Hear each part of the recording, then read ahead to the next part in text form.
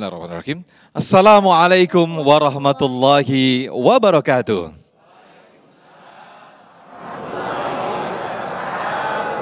Ya alhamdulillahirabbil alamin. Allahumma shalli ala sayyidina Muhammad wa ala ali sayyidina Muhammad. Senang sekali kami berdua kembali hadir dalam memandu program Damai Indonesiaku yang alhamdulillah pada kesempatan siang hari ini kita bersiaran langsung dari Masjid Al-Mutakin, Komplek Kemhan Mabes TNI Cibubur, Kelapa II Wetan, Ciracas, Jakarta Timur. Persis apa yang disampaikan oleh Qori kita tadi, tema yang akan kita angkat pada kesempatan siang hari ini menarik sekali. Apa aja Sasha? Ya, betul banget Mas Yofan. Hari ini temanya sangat menarik dan sepertinya relate dengan kehidupan saat ini marak terjadi, yaitu mengenai bertopeng religius untuk mendapatkan keuntungan.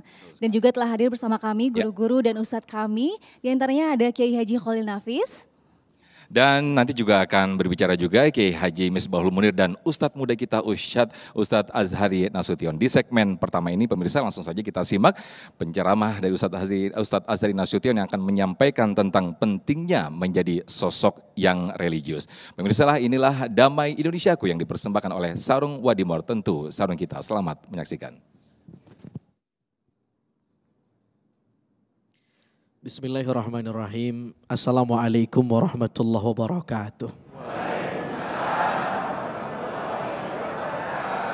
Alhamdulillahirabbil alamin. Allahumma salli ala sayyidina Muhammad wa ala ali sayyidina Muhammad. Allahumma rzuqnal ikhlasa fin niyati wal qawli wal amal.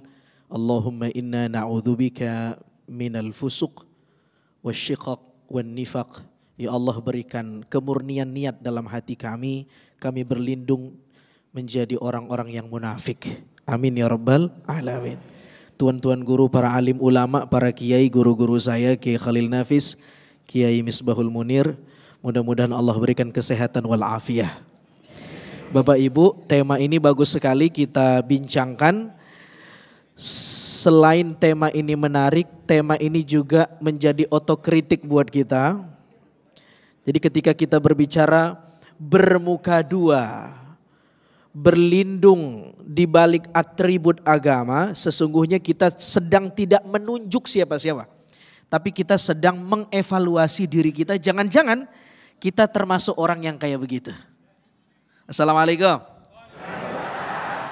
Bapak Ibu yang dimuliakan Allah.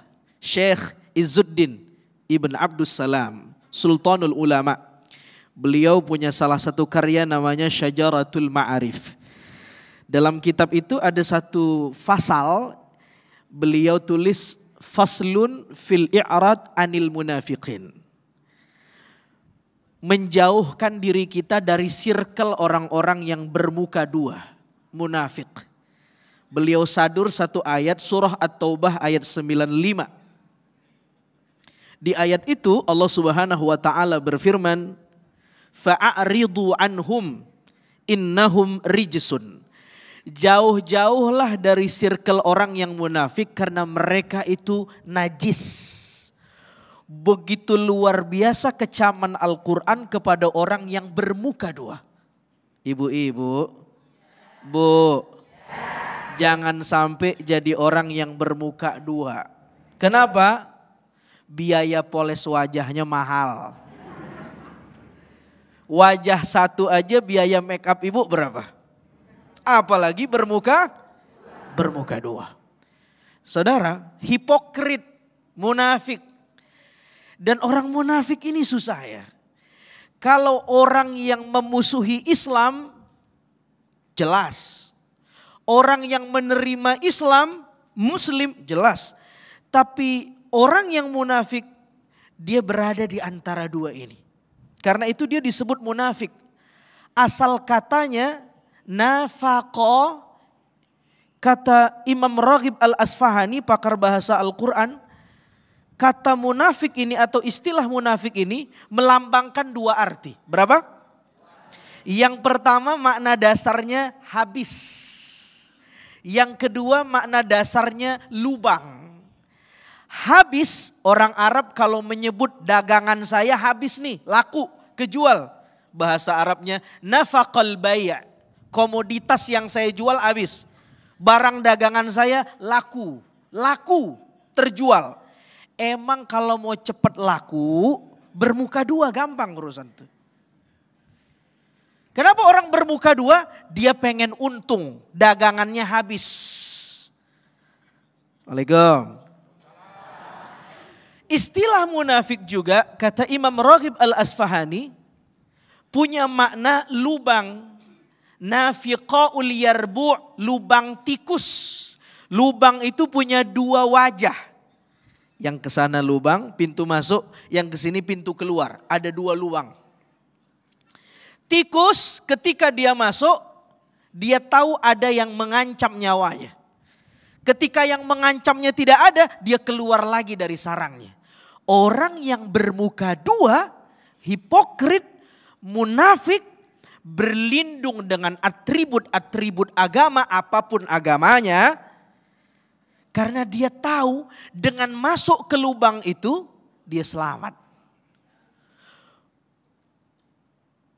Begitu nyawanya tidak terancam, dia keluar lagi. Jadi dia masuk ke lubang menggunakan lubang atribut agama. Ini yang bahaya. Ini menarik ya. Imam Al-Ghazali dalam Ihya ketika menjelaskan bab afatul lisan, ada bab namanya zul lisanain, orang yang berlisan ganda. Orang yang berlisan ganda karena dia punya wajah ganda. Orang yang punya wajah ganda karena dia munafik. Ada satu cerita yang menarik di sana.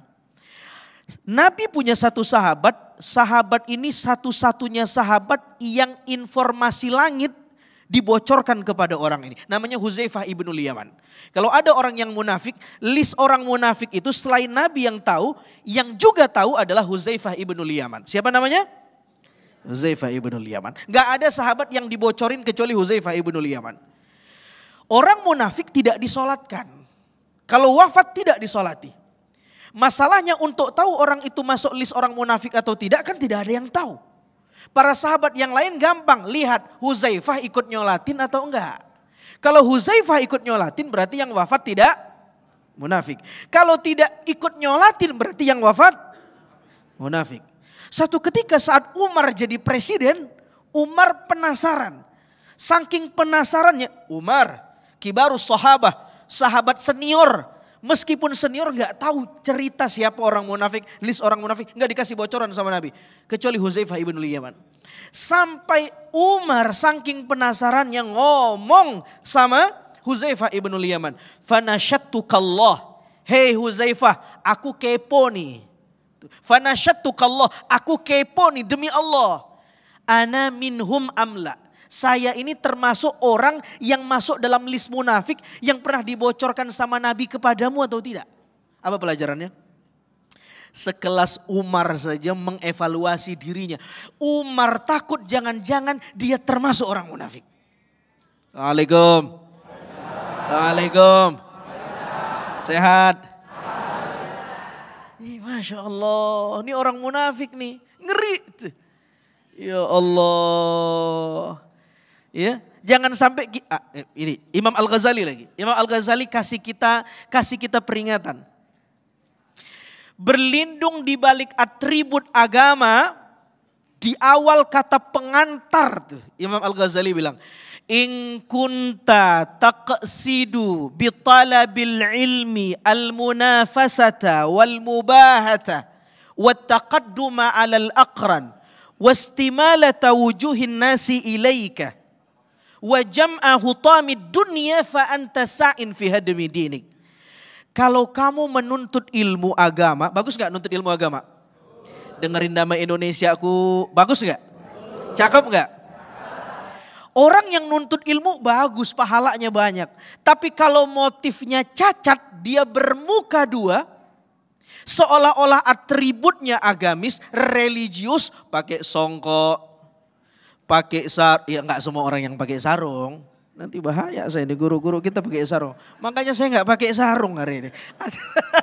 Tidak semua orang yang pakai atribut salah, tidak. Tapi kata Imam Al-Ghazali, orang yang nuntut ilmu tapi motifnya mendua dari Tuhan, dia menyelingkuhi niatnya, dia nuntut ilmu tapi al-munafasah, pengen berbangga-bangga, wal mubahah, wat taqadduma 'alal aqran, pengen viral. Wa jam'a hutamid dunya, pengen mengkapitalisasi ilmu.